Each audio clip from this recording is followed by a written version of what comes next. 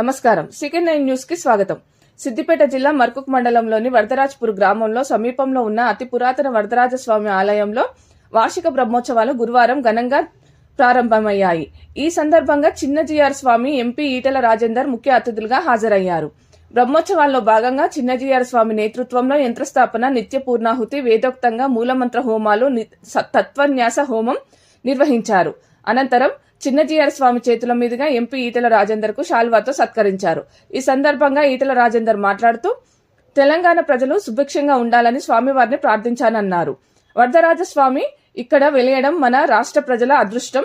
దేశంలో 2వ కంచిగా ఇది ప్రసిద్ధి చెందడం గర్వకారణం అని పేర్కొన్నారు. ప్రపంచ మానవాళి సుఖ సంతోషాల కోసమే మన దేశంలో పూజలు నిర్వహించబడుతున్నాయి. విదేశాల్లో కూడా ఆలయ నిర్మాణం జరుగుతుండడం మన సాంప్రదాయాలకు పెరిగిన ఆదరణకు నిదర్శనం అన్నారు. ప్రశాంతతను అందించే శక్తి పాలకులకు కాదు, దేవాలయాలకు, హిందూ ధర్మానికే చెందింది అని ఆయన వ్యాఖ్యానించారు. అనంతరం తీర్థప్రసాద వితరణ చేపట్టారు.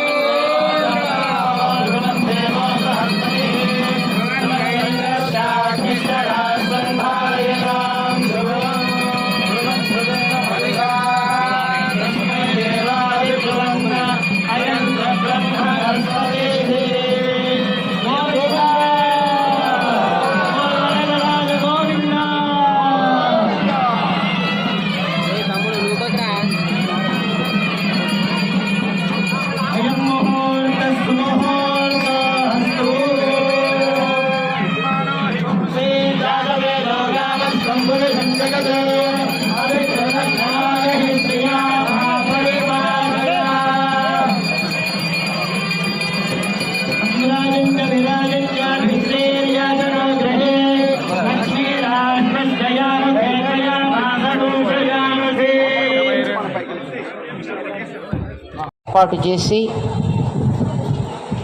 ఏ పద్ధతిలో కాంచీపురంలో జరుగుతోందో అదే పద్ధతిలో ఇక్కడ ఆలయపు వ్యవస్థని ఏర్పాటు చేసి, ఆరాధన పద్ధతులని ఏర్పాటు చేసి,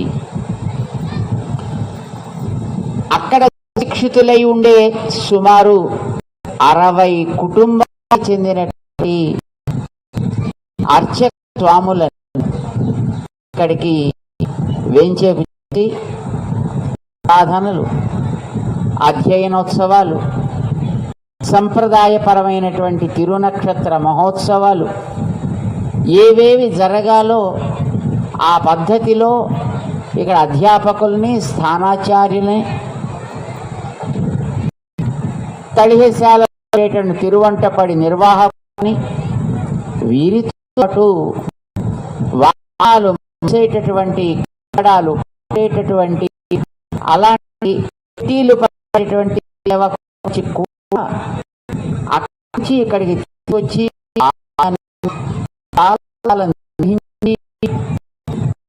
ఈ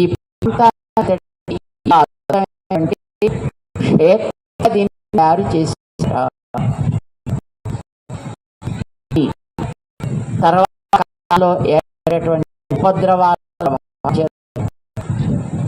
ఆలయం అయిపోయి ఇక్కడ శ్రద్ధ వచ్చిన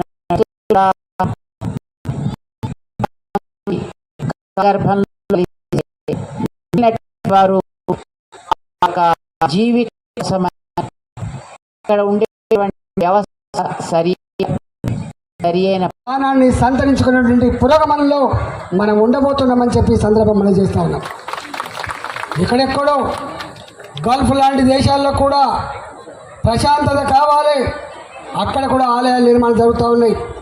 నిన్న మొన్న